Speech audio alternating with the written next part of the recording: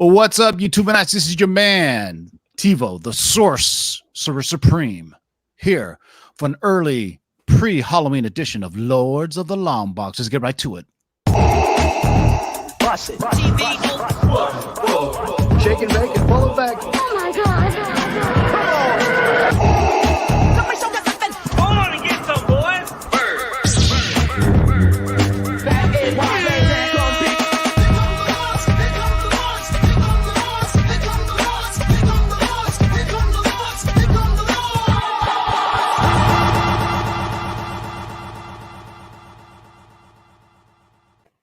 Oh, yeah. You know, when that goes off, you know it's about to be lit like the entire the entire state of California. So I hope you guys are staying safe out there. We're going to chill out with you. I got my cloak of levitation on. Otto has his helmet on, and these other two mooks are just Lords of the Long Box cosplayers for Halloween, man. So we got a lot to talk about, man. It's a big show. Our man Darkside Jedi will probably be back next week. He's still on the disabled list, but filling in for him is our buddy Manimal. Say what's up. What's going on, everyone? Staying burn free out here in Texas. No smoke, no fires. Still warm. So you're going to do what you did last time, man. You're going to introduce each subject, give them a little teaser. I'm going to do the story. Otto's going to do a little summary of the book, and our man Nemesis Prime is going to give the GPA. Speaking of Otto, from the grotto, say hello to Blind Thor. That's right. No, actually, it's Otto the Asgardian today, baby. There you Here go. we go. We're ready Otto to go. Guardian. There you go. That's right. So that helmet looks to be a perfect fit for your head, by the way. It really does. But Otto can't see nothing without his old man eyes right now. So if I screw up on the show notes, you know, it'll go down. It'll be a typical night. So that's it. So thank you, everybody, for joining us. Let's go. If anything, they may work better, man. Yeah. And my man Justin, the Variant Whore, Nemesis Prime. Say what's up. What's going on, everybody? Got to give a shout out to JB from Discovery Bay. It's his birthday today. So shout out to him. Happy birthday. Bay Comics, man. And this is actually our birthday show. Tomorrow's my birthday, turning a big old 3-7 tomorrow. Damn, nice. Jesus. Happy birthday. Young people, man. Thank you. You know what they say? Youth is wasted on the young, right? That's right. The old men out. Yeah, before we get jovial into the show, man, I just wanted to say special shout out to my buddy Midwest Comics, my friend Paulie. His daughter's going through some stuff right now, so to help for medical expenses, if you can, man, dig deep in your pockets, give whatever you can. I put the link right here. It's a GoFundMe for Moira. She had to get some heart surgeries, which is never a good thing to go through, and as you have ever had medical bills, you know it can be quite a dent on your family financially, especially with the holidays coming along. So there's the link. GoFundMe. Pray for Moira. Go and give whatever you can. The Comic Corps had a really nice auction where all the proceeds went to Moira. So if you can, the link is there. I'll be sprinkling the link throughout the show. If you can, donate whatever you can, 5, 10, 20, but we prefer increments of hundreds if possible. But help out Moira. Paulie's a great dude. He's a fellow suffering Redskin fan like I am. So, Suffering. Well, Giants are just as bad, too. So yeah, we both suck. Hey man, if you're not first, you're last, you know. Right. Hold on, my frames are being dropped. Let me change this real fast. I'm streaming with StreamYard. So, you know, in the StreamYard, you can do some stuff, and I think I just killed it, by the way. Tell me if I get lost in the stream. But anywho, got some special announcements. But first, let's I knew that was gonna happen. Hold on one second, man. And you look better than you've ever looked. I didn't want you on screen. Steve, what I'm missing. All right, I'm back. The Sorcerer Supreme had to pop out into a different multiverse and then come back. You know what I'm saying? Shout out to everybody in the live chat. I would say hello to each and every one of you, but there's 100 of you in there right now. So thank you for the tailgate. My man Sith LOTLB always holding it down. We got a Mikey Sutton report. We got some news that broke earlier in the week that I put in the Lord Spec group. Lord's Comic Spec is the name of the group. We post comic specs in there all the time. So we're going to go over those. And, sites dropped some news, but they didn't necessarily go over the actual comics that were involved. So we want to talk about those comics and some things that you could spec on. We got a Mikey Sutton exclusive regarding the MCU. And I teased it on Monday saying that it had something to do with the Marshall Lee Artie type of stuff. So we're going to talk about that. But before we get started, let's pay some bills, man. This show is sponsored by KRSComics.com. Go to KRSComics.com. Use the discount code of LOTLB to get 10% off any KRS Comics exclusives. Remember, it's just the KRS Comics exclusive, so you have to go to that link. So KRScomics.com/collections/KRS Comics. Use the discount code LOTLB to get 10% off any KRS Comics exclusives, and hurry before they all sell out. Also, show is brought to you by the GeekySwagShop.com. Use the discount code of LOTLB to get 15% off anything in the Geeky Swag Shop, including these handsome t-shirts these fellows are wearing right here.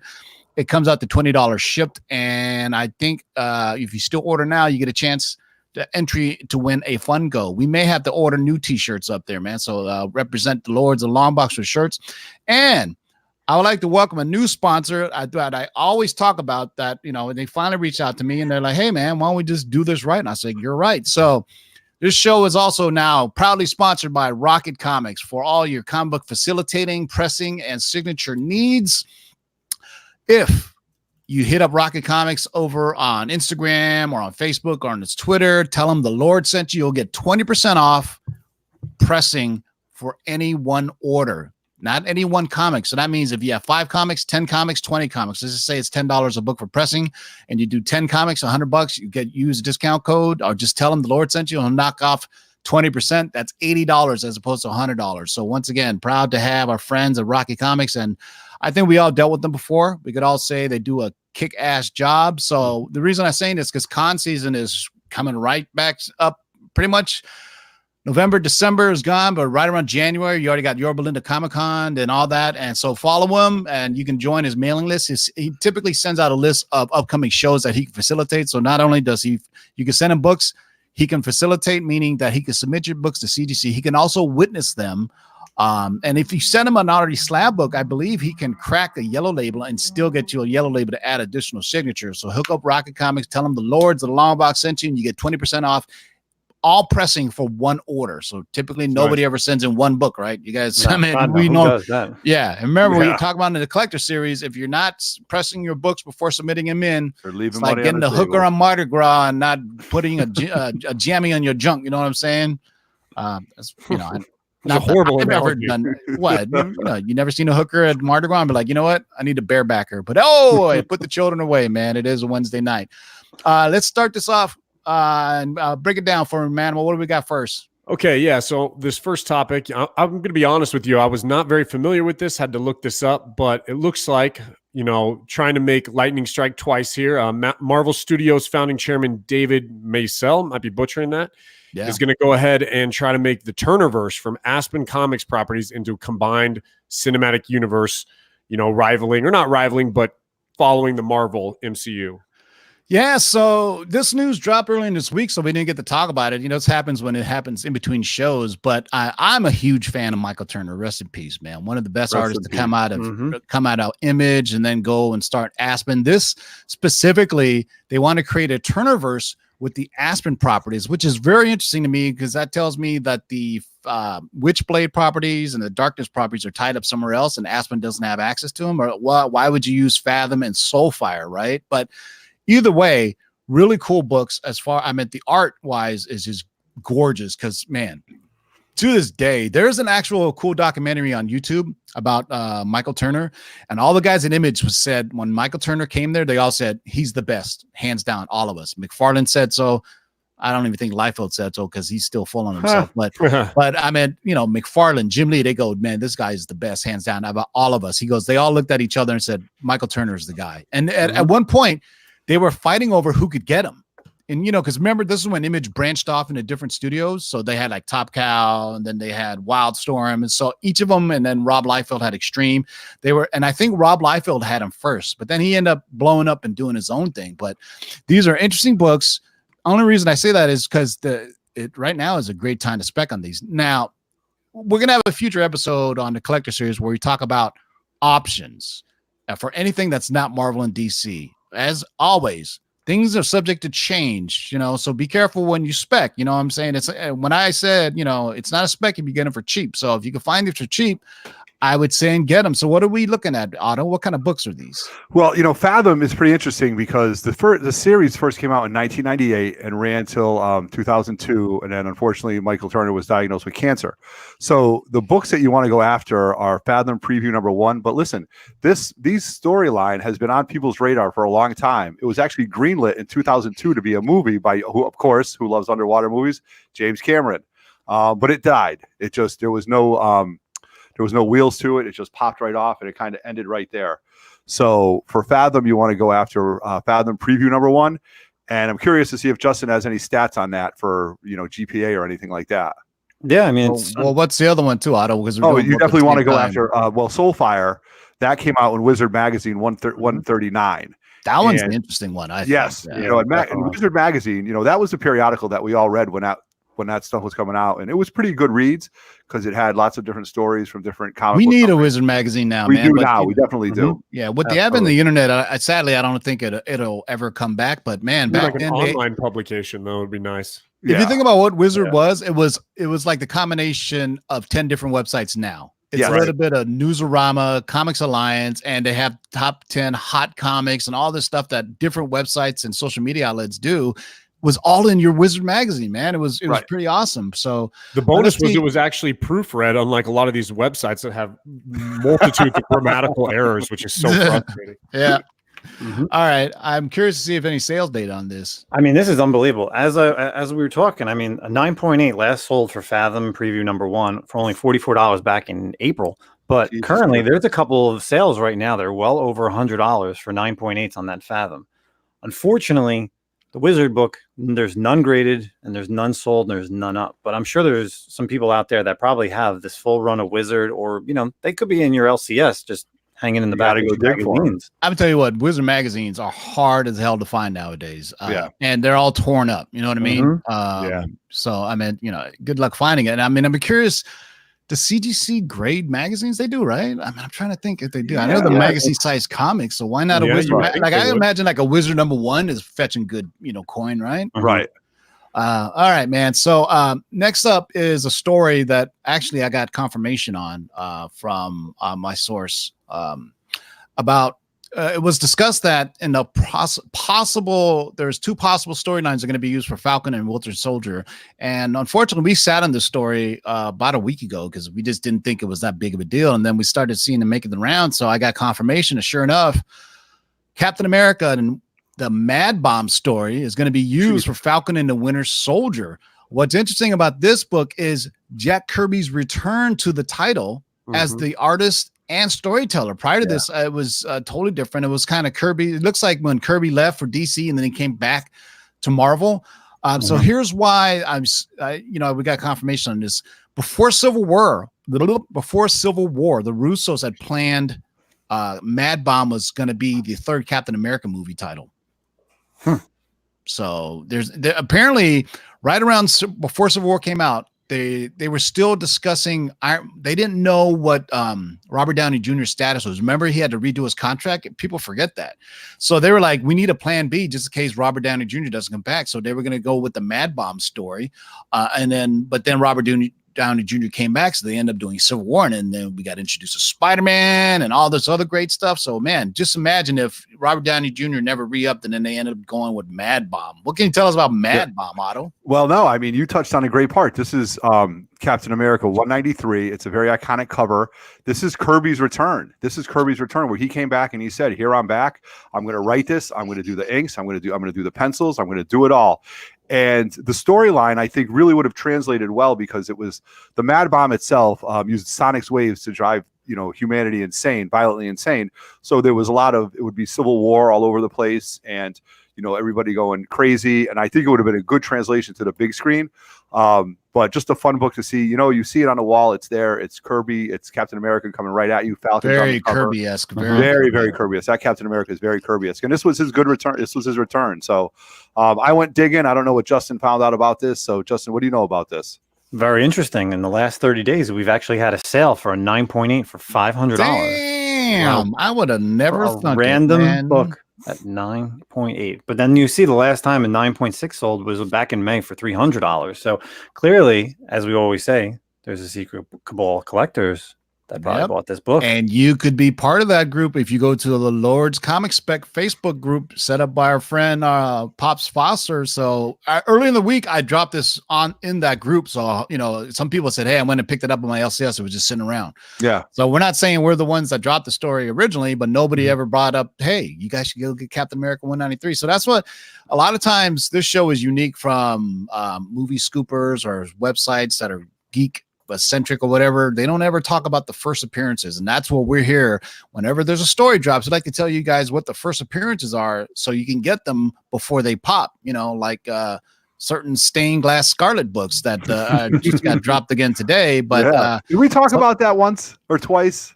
I've been making some money off that for the past couple months, to be honest. Right. We've got receipts on that. Other people are starting to run the story now, so I guess it must be true. But no one will take our word for it. We reported it on September 11th or something like that. So stained glass. I think this is a great storyline for the Cap and Falcon, or the Falcon and Winter Soldier. I mean, this is very grounded for both characters. You can easily put in Baron Zemo's character in this as the perpetuator of the Madbomb. Very grounded, very like spy-esque. Sharon Carter can be in this story. It doesn't need to be this big world-ending thing. Very controlled for two characters. This is a great story. Yeah, and I think Captain America and Falcon are, you would say arguably like Captain America, the trilogy of films, I put right up there with Nolan's Batman films as the three best superhero films. Because the first Captain America, man, that is legit really good, man. What was his name? Joe. The guy who directed it was basically the same guy who directed The Rocketeer. Joe Johnston, I believe. That's why I love. I mean, as a trilogy, as a whole, man. I mean, name three movies in a trilogy that are better than those three. I mean, it might be the best trilogy in the MCU for sure. Easily, hands down, easily, yeah. But right up there with just like all-time comic books. Because if you think about Spider-Man, the first like Raimi, it was like two good films, not the third one, right? I mean, it's hard to pick just three. Like Nolanverse, 2.5 good films. The third one kind of got awry a little bit, you know what I mean? So for what they are, but they're still great. But that's interesting, man. So it's coming close. Good Lord. I was just looking at the stream calendar, Disney Plus, like November, Apple November, then the Warner Brothers stuff and the HBO news that dropped. We're going to get to all that in a second, but good Lord. Yo, this is a good time to cut the cord, I think, man. Everything is like, I'm definitely going to get the HBO Go because I subscribe to HBO now, and I'm thinking, wait a second, why do I need to subscribe? Just pay $15 a month, and then I get everything on demand, right? I mean, it's that'll be up next day. Yo, it's crazy. The stream wars is real, son. You guys seen the weird advertisements for Apple streaming that just popped? Like Jason Momoa's got a show. Yeah. And the girl playing Hawkeye's got a show coming out too. The Emily Dickinson show. Yeah, crazy, right? How did Apple just sneak up on people? And then Sony's over here selling off all their stuff. I wonder why. So Sony View is going away if you guys haven't heard. I know what sucks is my provider. I use something called Layer 3, which is basically streaming service that you can pay for. It's a cable box, and they don't have NBA TV. So I paid for Sony View just so I can get the NBA channel, right? And now they're going away. So I don't know what they're doing. So apparently Sony phones are going away too. Who raise your hands if you have a Sony cell phone? Sony flip phone. I don't even know what you're talking about. Nobody, exactly, man. So Sony's getting rid of Sony View, and they're getting rid of their mobile. Hard, their phones, but they're releasing PS5s, PS6s, PS7s, PS8. So you kind of see where they're going, man. All right, what's going next? I'm stoked for this story. What's next, Manimal? So this is one of my favorite guys. One of our favorite characters. Old Dick Ryder here. And now. Got some Nova, and Glenn Close as Worldmind might also appear in the Nova solo film. And if you remember, we had Glenn Close played one of the Nova Corps in Guardians her of the name Galaxy. was Nova Prime, actually. Yeah. So maybe it's just her voice as adopted into this Worldmind. But I'm stoked for all things Nova. Yeah. So this is 100% Lord speculation. It was reported that the Russos were planning on introducing Nova with the Worldmind in Endgame or Infinity War. So just like Madbomb, anytime they had a story they were going to use, there's a good chance they're going to use it again. And with the Nova Solar series coming up, this is, I believe, I've been specking this Nova #1 Annihilation for a while now, because this is the comic where Nova and the World Mind kind of combine into like this super Nova Prime, where he gets this. And if you follow the storyline in Nova prior to that, Xandar got wiped out and all the Nova Corps got wiped out. Sound familiar? That's exactly what happened in the movies. So now there's a lone Nova. He gets hooked up with the Helmet, who's his World Mind, and I always picture it's kind of like Kit from Knight Rider talking to him, and he's super uber powerful, man. I also have up there is Nova #8, which is the first appearance of the World Mind, just separate from Richard Rider. This is just regular, the Rocket Man Rider version Nova, but in Annihilation 1 is where he gets the entire knowledge and all the power of the entire I almost say Green Lantern, the entire Nova Corps. Dude, that would make a great story. I literally, I don't think you can go wrong with that. Anything else you can tell us about this, Otto, that I haven't already touched on? Well, other than, the great people that took care of this. So this Nova 8 came out in 1977. It's a Marv Wolfman story. Sal Buscema did the art. And I'll tell you, this book, well, Justin will tell you that he went through every dealer at the Baltimore Comic-Con and touched every Nova that was there, but we didn't see one of these. So this is a book that you can still sleep on and pick up. That was 1977, classic Marv stuff. But, the new one, the Nova Annihilation, why Otto likes that, because that's a Gabriel Dell'Otto cover, and Otto likes Dell'Otto stuff. So Dell'Otto did all 4 issues of this Annihilation run, and Abnett and Lanning just killed it on Nova and Guardians of the Galaxy, the entire Annihilation thing. It's not only great to collect this, but it's a great read. It's one of those things where storyline Annihilation changed the cosmic game, put life back into the cosmic universe in Marvel at the time, which was gone. Right, it which really was upgraded Nova from being the human rocket to a real hero. Yeah. So and these books are pretty easy to find. Well, the Nova 8, probably hard to find in high grade, but that Annihilation Nova is a great book because I haven't really told many people about it. Actually, if you saw my last Comic Call video, I had 4 of them. So I kind of let it out then that I'm specking on this book hard, because this, it just seems like a natural progression to me that we know that the Russos actually thought about using it. So now if Marvel already has a story laying around, they might as well throw it up there for a Nova solo film, right? I think it would be, and then gonna have Glenn Close as the voice in his head. I think it's A-list actress, Yeah, I think it's easy. All right, Justin, what are we looking at on prices on this, if any? Oh, well, definitely the Nova #8. Before we even get into the pricing, as you can see, there is only 54 copies of Nova #8 on the CGC census, and 44 of them are 9.6 and higher. So that tells you that this book is nowhere near graded. Yeah, so there's none that are great. So that means there is a very low number of this graded. So this could be a big. I am shocked there's even 9.8s in the red. That tells me somebody who was inside Marvel thought that, oh my God, the Russos are going to use this as a story. Let me go and buy these and get them graded. And they're like, oh shit, they didn't do it. Yeah, because they're not 9.8s or 9.6s. Exactly. But they're really, no one's really buying them because there's obviously none up. July 2019, $100, a little over $100, 9.6, $31. It actually cost you just about that to grade that book. So right. And then the Nova Annihilation, like Tim said, this is a more modern book. You should be getting this in 9.8s, because if not, don't bother getting it. So $26 in January was the only sale this entire year for that book. So I think that Nova Annihilation, go get it. I have the complete series, and then when I got more #1s, I'm trying to think if there was variants for it. You got to think 2007, man. There's always a variant, right? Yeah. Manimal, didn't you do a review on this once? Yeah. Yeah. The Annihilation chopped liver, I did it with them. Yeah, that's true. And you know there what? You go. Shout out to everyone. This omnibus is actually coming back out for sale in December, I believe. So another thing, this has been out of print for a while, the Annihilation omnibus. So that tells you something when they're reprinting. They don't just do things randomly. Correct. Yeah, go peep out Gem Mint Collectibles. There's a Annihilation review that me, Manuel, and Gem Mint did on his channel. I want to say like 2 years ago. It was one of the first ones way back in the day. Yeah, we did the entire thing. Yeah. I read the entire Annihilation, yes, you did. And every single damn tie-in. I read him all, man. I love that storyline. That's one of my favorites. It's great. It is truly great. And all they got people dying in there left and right. I don't want to spoil it anything, but there's a lot of heroic shit, people sacrificing. Richard Rider died in it. They just recently bought him back. He was dead for a while. Richard Rider basically sacrificed himself, against, he was fighting Thanos, I believe, 1-on-1, and then he kind of sacrificed himself, and then just recently brought him back. Remember, between that time, it was Sam Alexander who kind of got booted in. But let me. Hey, Justin, when you found some CGC versions of this, could you see any labels? Does it show, does it say first appearance of World Mind on it at all? Did you see that at all? No, unfortunately, because I was just looking at the GPA website. No, it doesn't say it, because the actual first appearance of World Mind is Nova 8.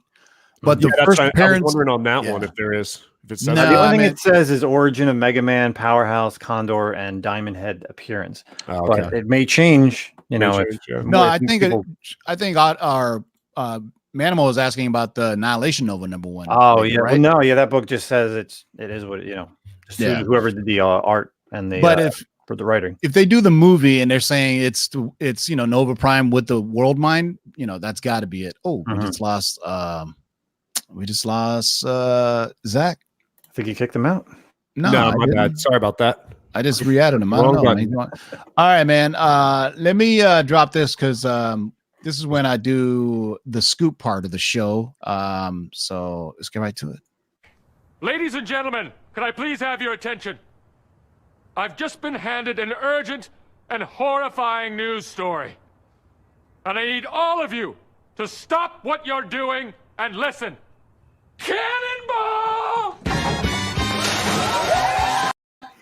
That's great. That's right, boys and girls. I'm going to get to the Mikey Sutton exclusive right now. So this is about Shang-Chi and some other people. So let me just tease you with that there graphic right there for a second. And let me go read this off from our man, Mikey Sutton, man. In the geek media, the speculation and scoops have been on when Daredevil will make his theatrical debut in the MCU. Forgotten all this noise is the Rodney Dangerfield of the Marvel's ex-Netflix defenders, Iron Fist, our Finn Jones, our favorite curly-haired fuck. What will happen to Danny Rand? According to insiders, Iron Fist is headed to the movies via the Shang-Chi franchise. Iron Fist will be recast a la Terrence Howard, being replaced as War Machine by Don Cheadle. Remember that? And Ed Norton phased out by the Hulk by Mark Ruffalo. Remember that? So it's very easy to see. Bye-bye, Finn Jones. Hello, new actor. When they present his origin again, he will have the budget and top drawer writing and directing he didn't receive on Netflix. Hallelujah. While Marvel's Netflix programs were generally well received, they really bucked up with Iron Fist, as in the showrunner, Scott Buck, who bucked up the first season and also in the Inhumans and also the last 2 seasons of Dexter. I'm very pissed off at what they did to Dexter, Scott Buck. Marvel Studios sees a Bruce Lee versus Chuck Norris rivalry here and a kick-ass fight between martial artists for quite possibly Shang-Chi 2. There was talk of this being an Iron Fist from a parallel Earth via Doctor Strange's portals into the multiverse, but that is being seen as unnecessary. There are no plans to reboot or recast Daredevil, Luke Cage, The Punisher, or Jessica Jones. They simply won't reference Fist's old Netflix series when he appears again. There have been no discussions to have new actors play Misty Knight or Colin Wing, however. Why won't they continue to use Finn Jones? Does that need to be answered? Jones didn't quite win over many fans. And they want an actor who is more masterful with the martial arts, what I've been complaining since day one. Will this show return? Most likely, but he probably won't be returning with the Defenders. Marvel Studios is dreaming of a more ambitious, bigger budget Iron Fist that is closer to the Ed Brubaker and Matt Fraction run on Disney Plus. So there you go. That would be the Immortal Iron Fist. Great and run. As a bonus, hold on, I'm getting something. Oh, I just got a little extra right now. Iron Fist will be in costume. We are going to get a costume accurate Iron Fist for the Netflix series. Maybe not that one, or excuse me, not Netflix. I'm at Disney Plus. Maybe that one. Here's your bonus, boys and girls. One of the villains being proposed for Iron Fist Disney Plus series is none other than, boom, your boy Sabretooth. Iron Fist. So they want, Kevin Feige is a historian with the comics. So they want to have Danny Rand.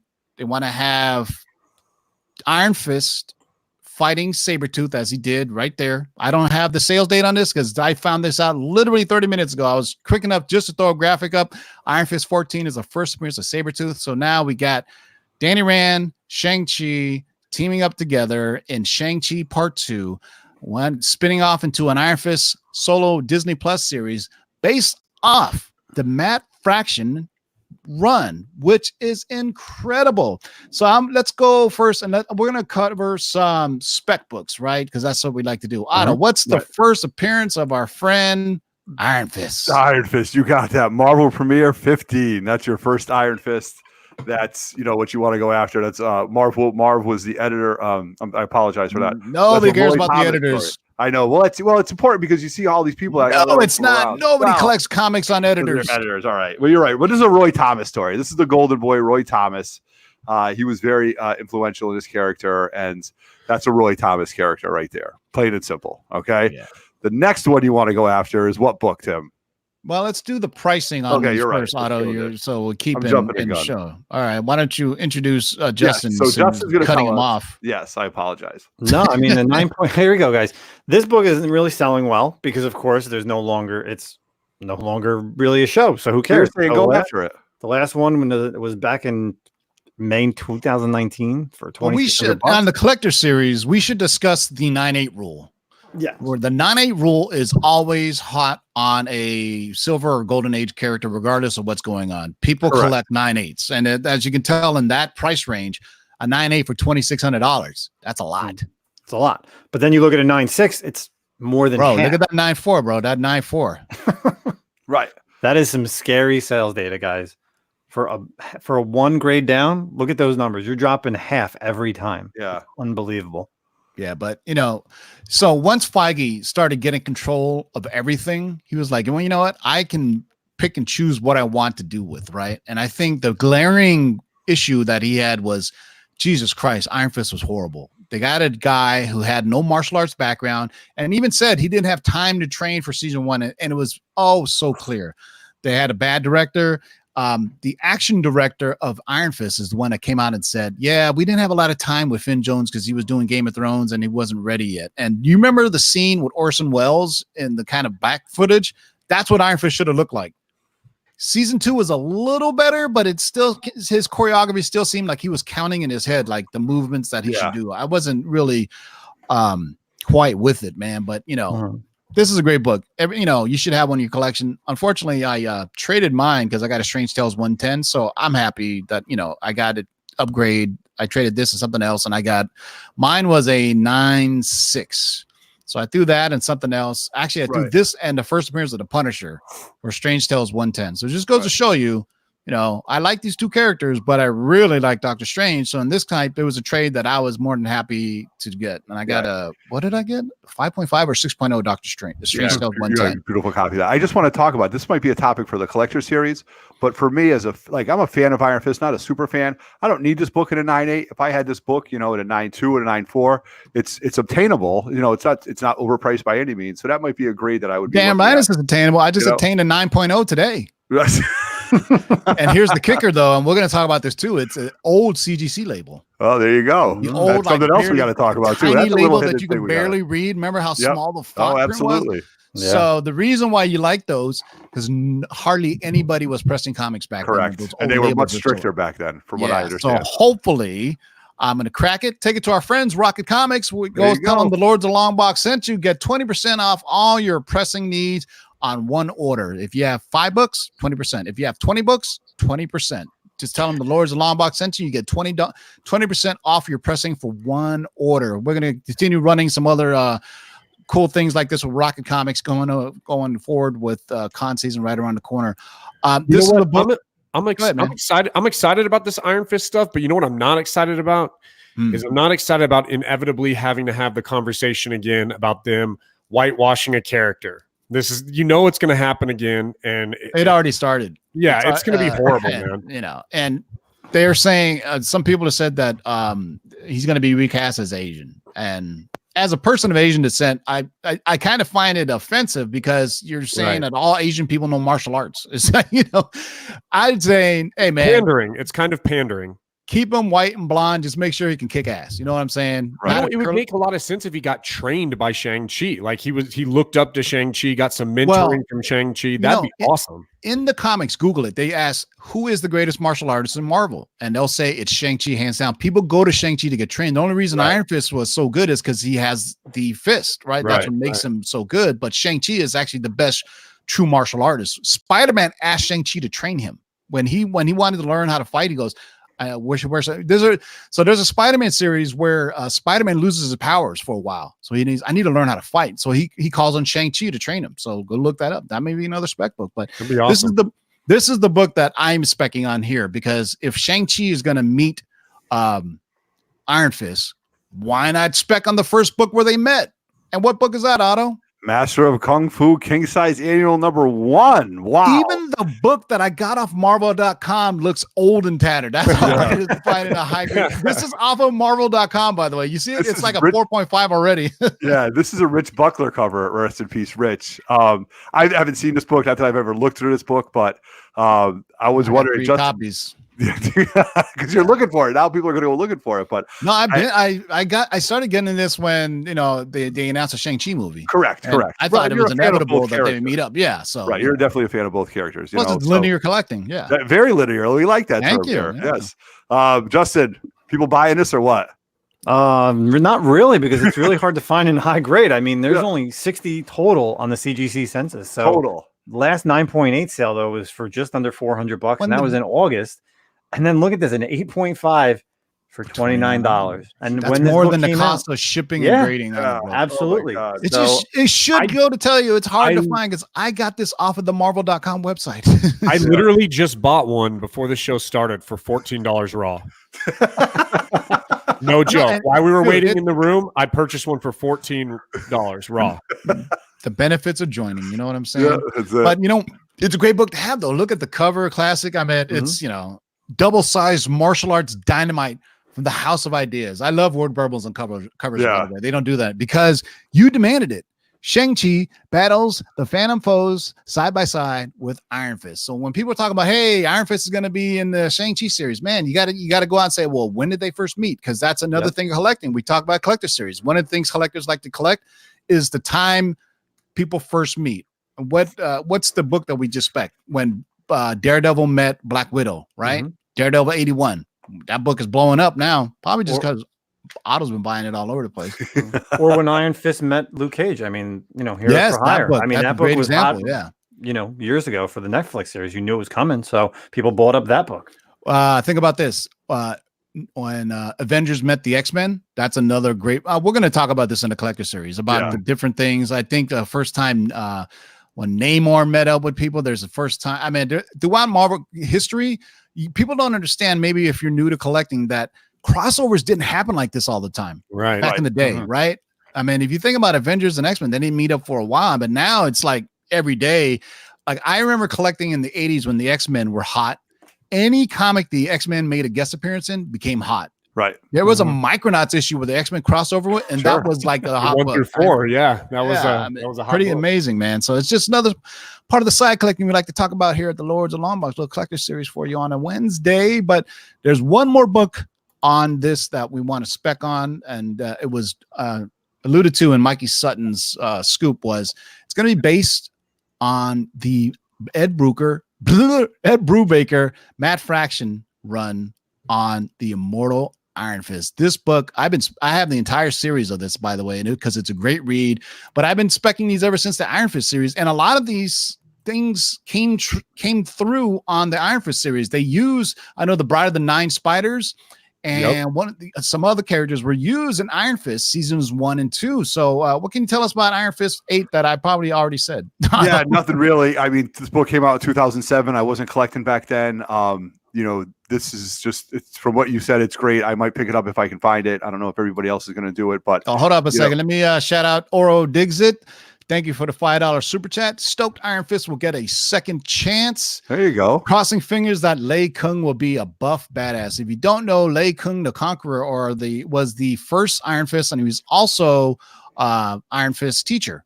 Not the first, but the predecessor of Iron Fist. And he trains Danny Rand to become the Iron Fist. So this run is great because it basically talks about all the mythos of Iron Fist, and it goes through how like every like certain generations there's a meeting of all these different worlds, I guess is the best way of putting it, and they all fight against each other to get the throne of Iron Fist, or at least a chance to go get the heart of the dragon. It's it's the premier city. It's the city the premier city, Earth. Yeah. So it's got this whole great mythos about Iron Fist, and that's why they want to take this, and that's why if you watch Netflix, they kind of alluded to it, but they didn't seem to have the budget to show Kunlun in its glory, right? I mean, right. I would have loved to see Kunlun. That's the one thing that at the end of Iron Fist season 2, they teased Orson Welles with the guns that Iron Fist had. Yep. So that version of Iron Fist where he's holding the guns and he's shooting his chi, that's actually Orson Welles' Iron Fist. That Orson Welles' Iron Fist has the ability to channel his chi through his 245 caliber guns, and that's fucking badass. When you could shoot chi bullets, come on, man. So they tease that at the end of that. I can't do that on my best day. Yeah, go ahead, Otto. Finish up. No, man. I don't know too much about this, Tim. This is all you. Oh, well, let me then, so, man. Yes, please. So there's multiple characters on this. So another one that we didn't put on here was Iron Fist #1, Immortal Iron Fist #1, which actually is the first appearance of Orson Welles, or not Orson Welles, excuse me, Orson Randall. Sorry, Orson Welles, which is it was the Iron Fist prior to Danny Rand's Iron Fist. And prior to that, in this run, they talk about Iron Fist going back centuries. There's like a first female Iron Fist who was like a lady pirate. I'm trying to remember her name, man, but there's you remember that, right? Yeah, it was awesome. They had there was great one shots in this run, man. It was fantastic. But that's why I didn't show up. But no, just get the entire run because there's a lot of first appearances. But Immortal Iron Fist #1 is the first appearance of Orson Randall, which is the guy that you'll see pictures of him. And he's got like 2 guns. But this one itself features what? Fat Cobra, Tiger's Beautiful Daughter, Dog Brother, Prince of Orphans, and Bride of the Nine Spiders. I mean, that's why I picked this one. You should be getting this one, but also Immortal Iron Fist #1 because they're going to be basing it off the entire run. So this is part of the thing in the collector series where it's like sometimes you want to buy story runs that movies or comics or shows can be drawing from. Just like earlier, we did the Madbomb, right? That's going to be on, and sure enough, people want to collect it because they're like, hey, this can be something that I get. But always remember, as soon as the show starts, flip it. You don't, unless you really dig it. Like this one, I've never sold them. I kept them. I have the entire run. I have the run before or after this as well. I basically bought all of the Iron Fist because they're pretty good reads too. I mean, I'm a big fan of Matt Fraction too. He kills it on whatever. And Brubaker. I mean, you're talking about 2 of the best writers right there, man. Yeah. Hell, Brubaker, we just spec that I was trying to remember that on DC, right? What was the Brubaker? Catwoman. Story? So Catwoman, that's right. Here. Let me and don't forget Winter Soldier as well was a Brubaker storyline. So let me drop this exclusive for you guys in case you missed it. Hi, this is Anna Michelle from Geekosity. Here's the latest scoop from the one and only Mikey Sutton. DC Films is considering a Catwoman solo film, spun off from the new Batman trilogy. Exciting, huh? And you are watching parts of the long box. Keep digging in those long boxes. Thank you, Anna Michelle Jimenez. She won the Geekosity contest. Whoever Mikey chose got to give the scoop, and we actually dropped the scoop on the our countdown to Crisis of Infinite Earths reviews with me and Manimal. So check us out every Monday, right around 5 or 6 o'clock, depending on how busy we are. We do our review of the the Arrowverse shows, and we're having a good time with it. Not a lot of people watch it yet compared to this show. We got like 500 views. That's pretty good, though, up from 280 views from the first time because we just popped up on a Monday night and nobody was expecting us. Yeah, but the Catwoman spec is that out of the Matt Reeves Batman films, they're going to be spun off Catwoman solo series of films in the DCU. I don't kind of want to call it the DCEU yet because it'll be part of the Matt Reeves Batman universe, which is separate from the other ones. and they want to take a franchise run by Zoe Kravitz, and they want their kind of their own Black Panthers, the way I've been told. So look out for that. And thanks for Darkside Jedi for mocking up this wonderful graphic of Zoe Kravitz dressed up as Catwoman. Nope, that's not a set photo, guys. That's just that Photoshop. Ryan. Yeah. So, also one more thing. I was just told by our man Mikey Sutton here, Davos will be recast. Thank God. Davos was awful, and I would say, I mean, outside of Colleen Wing and Misty Knight, everybody on as a word manimal like say, and the kids nowadays, they were all trash, bro. To be honest, I think you're just you always hated it, but I actually enjoyed that, man. I liked it better than Luke Cage, to be honest with you. Oh my God, Iron Fist was awful. Season 2 is a bit more ingestible, but good Lord. I bet you love ingesting Iron Fist. Ingest these nuts. Anyway, so what I had a problem was, okay, they don't need to go full on Shaw Brothers sound effects, but god damn, man, let's see if you're gonna punch somebody with the Iron Fist, let's hear a big sound effect, like like yeah, right. It was just the sound effects that didn't, like there was a big scene in the end of season 1 where he uses his Iron Fist to crash down the floor. I'm like, yeah, and I was like, dunk. I was like, what the hell? Whack, man. But I would say one of the coolest parts was in the Defenders. Yes, when they all got together and they played Wu-Tang, protect your neck. And then, Iron Fist does his thing. But even then, it was like, man, when I expect the Iron Fist busting through, I'm kind of expecting a spectacle, right? I mean, he's a good supporting character. I mean, that's for sure. Well, you have to see after reading the Immortal Iron Fist and all these things, and you're like, you're fucking hyped, right? And then you go and see Iron Fist season 1, you're like, man, come on, man. Come on, man. It's like banging basketball with a team of midgets. This is disappointing, man. Sorry, little people. Anyway, let's go back to this Immortal Iron Fist. What kind of sales data we got on it, Justin? Well, it's actually really interesting. This is a book about supply and demand. There is only a total of 4, count them, 4 on the CGC census, and 1 sold in September in 9.8 for $100. And that means there are 3 left that somebody has. Yep. So, what do we always say? For $100 and a 9.8, just go buy it. Modern book. I think this book is a little hard to get in a 9.8 too because of the white cover. I do believe our friend Otto has one of the sicker Iron Fist logo variants that I sold to him, right? Absolutely. I absolutely love that book. It's just got it's a 9.6. It's a white cover. It's got the Iron Fist logo right on it. Tim was selling it a couple of years ago. I picked it up. It's good art. It's just a really cool logo. Go grab it right now, Otto. I don't even know where it's buried. Yeah. No, but it's just a logo and it's all plain white cover. I was trying hard as hell to get that in the 9.8. That's one of those things like Amazing Spider-Man 301 where it's almost impossible to find in a 9.8. And maybe Otto will show it on Instagram. Basically, it's just the Iron Fist logo in black and the rest of the comic is in white without any other font or any price or anything. It's such a sick cover, man.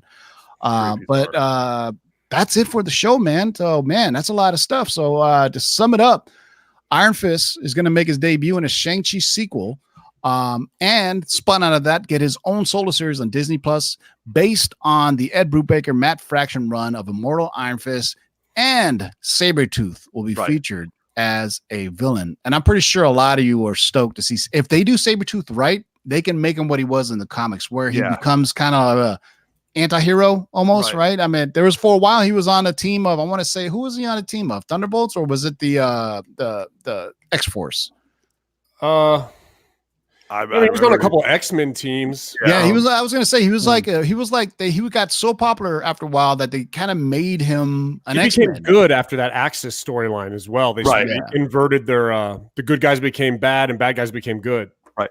I just want to throw out before we started talking about this, I did do a little research. The last 9.8 on CG, or last 9.8 sold for just under 2,000, and then at some point this year, somebody paid close to 2,600 for it. So the 9.8 for the 9.8 first Iron Fist 14, Claremont, John Byrne.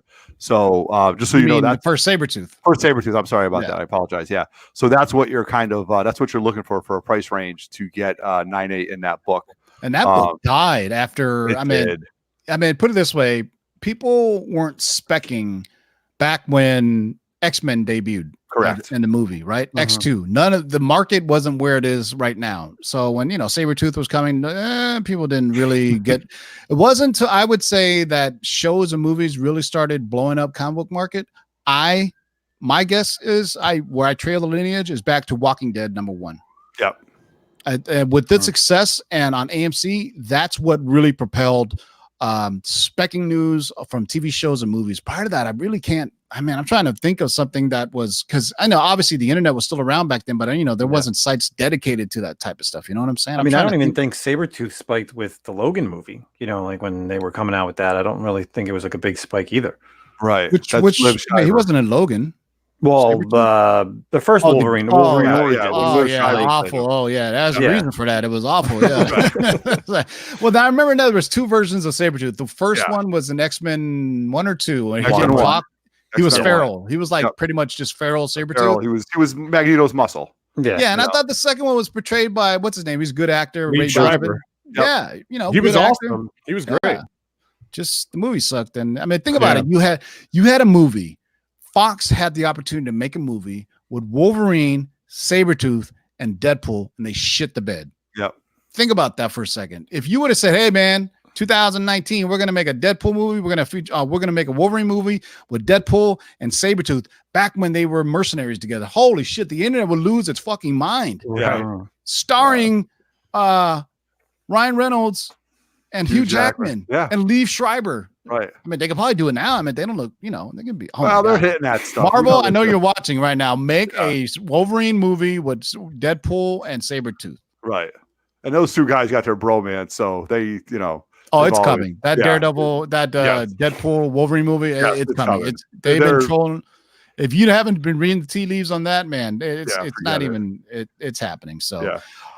Thanks for joining us, guys. We're running right at about an hour. Shout out to my man Mikey Sutton, who's dropping his news on it, and all the other spec on here. And thank the Lords for being on here.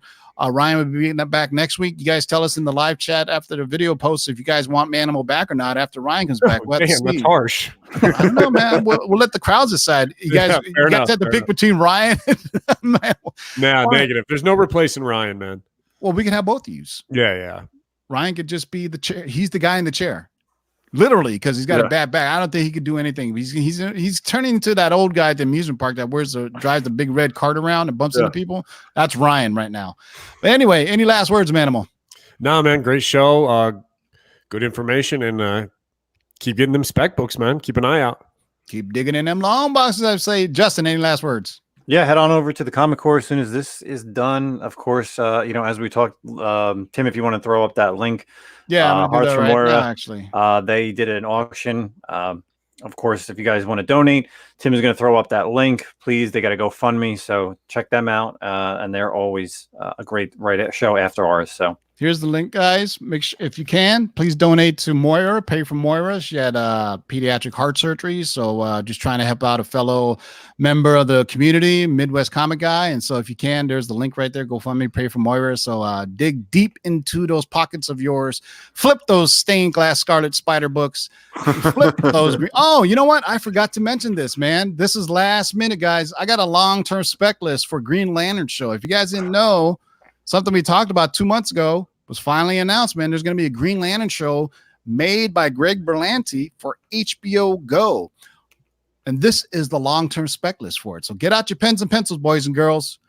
This is the characters that have been reserved by Greg Berlanti to be used for the Green Lantern HBO Go special.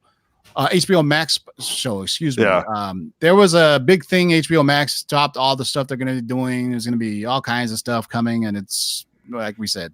But these are names. Some are very recognizable and some not so. There's probably 2 names in here I don't recognize, which are Salak and Gnort. Yeah. But Salak was the guy behind the chair with like the bunch of arms. He's usually like the dude who's like running the computers and stuff. Okay. What about Gnort? God, I can't picture him. That's a rough one. But here's the list, guys, for you guys listening. We got put on reserve that Greg Berlanti. Basically, it sounds like they're doing Green Lantern Corps. And our previous spec was that it was going to be Kyle Rayner version. We're still hearing that it's Kyle Rayner, and he's gonna be having a role in it. It's maybe not solely about him, but it sounds to me like they're switching over and doing more like a Green Lantern Corps film or show, because look at all these characters. I also heard that it's right now they're kind of pushing around. These are put on reserve, but Hal Jordan is basically the cream of the crop. If they're ever going to do anything with Hal Jordan, they want to use it on the big screen first. And so if they don't, though, Berlanti could then say, hey, since you guys aren't using them, I could use them. So that's why it's in flux right now. But we know that he's already put these on reserve. And it's kind of like, if you guys aren't going to use these characters, he's free reign to use them. We got Guy Gardner, Simon Baz, and Jade, which are the current kind of young bucks of the Green Lantern Corps, correct? If I know, no, I'm not. Jade was like Kyle Rayner's girlfriend. Simon Baz and Jessica Cruz are the new ones. Jessica Cruz and Simon Baz. I'm sorry. So that's funny. Jessica Cruz's name isn't on here, but we got Guy Gardner, Simon Baz, Jade, Slack, Gnort, Kilowog. I know because I have that first issue. That's the first issue of that's the first appearance of the Green Lantern Corps. Yes. And good old Golden Age Alan Scott, man. Love that version of Green Lantern, man. That's old school. So great spec book, man. If you can find him for cheap, go get that first appearance of Alan Scott. It's probably from, I don't know, 50, 60 years ago. Anybody know what the first appearance? What's the first Golden Age appearance of Green Lantern right off the top of your head? See if you guys know. It is All American Comics 16. Ooh. Check out the big brain on Brad. All right. Coming out. That was good. All right. That was good, man. He did his homework. Otto. Yeah, no, I had the Wikipedia page this up right Otto. now. Hey, this Otto. Hey, do I need to look up anything for what this should stuff? I check on this after it's all listed? Christ. So if you there's want to know about Gnort. Gnort's the dog-looking Green Lantern. I just googled him. God. So really, Gnort is the dog. So there you go, man. So also finding out it's got $150 million budget for the Green Lantern HBO Max show. So for those who always wish what Greg Berlanti can do with a big budget, be careful what you wish for, because he's getting it. Because before we've always said, oh, Greg Berlanti's fun because, he's got a limited budget. So let's see what he can do with a big budget. I'm curious to see. Hopefully he can kill it, man, because that's something the DC movies hasn't really done that much of space stuff. I mean, Superman and, Krypton, that's about it. That's ad nauseum, but nothing really else. The CW shows have done like Martian Manhunter, the Legion of Superheroes, that way of space, but rarely do they ever go out into space and do stuff. Still grounded. Yeah, it's still very grounded. And like you said, we were just saying, it's Berlanti's limited on the CW budget, but like we're finding out with these streaming services, when you get subscribers, you can do a lot more with them. I mean, this is right on par with the Disney Plus Feige stuff they're doing. We're talking like, Game of Thrones budgets, right? Shit, we didn't even talk about the Game of Thrones guys getting kicked off Star Wars. Fired right there. They're not messing around. Another dollar. Yep. I'm just saying, man, there's a new sheriff in town over at Star Wars, and he's not liking what the DB Weiss and Benioff at first. I think the writing was on the wall. There was a Q&A they did somewhere, and they were basically just saying, we didn't know what we were doing. We were just writing stuff. Go look it up. There's a long tweet string of they interviewed Benioff and Weiss. It did not look good for them. They were basically just saying, we didn't know that much about Game of Thrones, and we just kind of threw this together. It was the first time we ever did a show. We were a bit, so I'm pretty sure whatever they did for Star Wars, which I read is recently the plans that Benioff and Weiss were doing, they were going to do the origins of the Jedi. But whoever is over at Lucasfilm didn't like what they were doing, or Ryan Johnson could be next. I'm just saying. I think we talked about in this show, right? Didn't we say who was taking over for Kathleen Kennedy in 2020?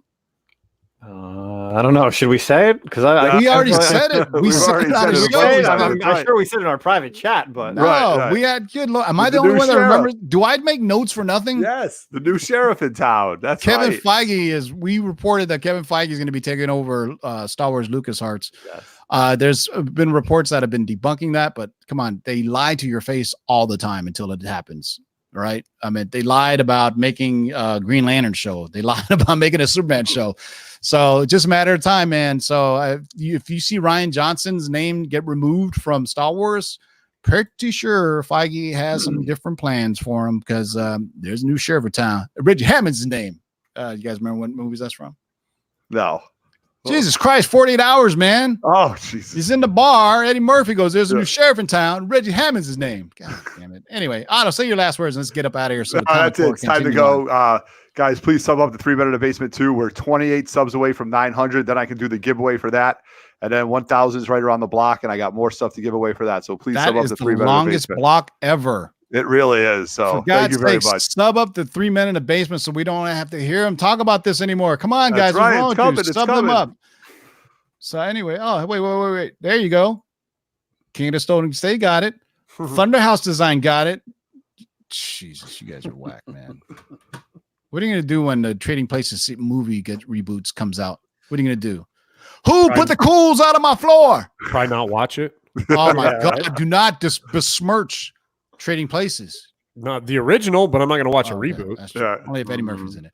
All right. Shout out to everybody in the live chat. Make sure you sub up this channel on our way to 3,000, where we're going to do another giveaway. We're all close to 2,400 right now. So sub us up, sub 3 Men in the Basement up. We will see you guys on Monday for our review of the countdown to Crisis of Infinite Arrowverses. It's getting good. Well, at least half of them are. The half that I'm watching are pretty good. I feel sorry for Otto and stuff. Oh, I just got the message right now where Manimal says no HBO Max stuff. I'm like, good Lord, there's so much stuff that I almost forgot. So we will see you guys Monday right around 6 o'clock. I think 5 p.m. is a little bit too early. So Monday, if Otto and Justin could join us, me and Manimal are going to do our review of the Arrowverse stuff. Arrow and Flash are getting really good, man. This is the best season of Arrow that I've seen in quite a long time. So until next time, boys and girls, keep digging in them long boxes. Peace out. Shake and bake and pull it back. Oh my God.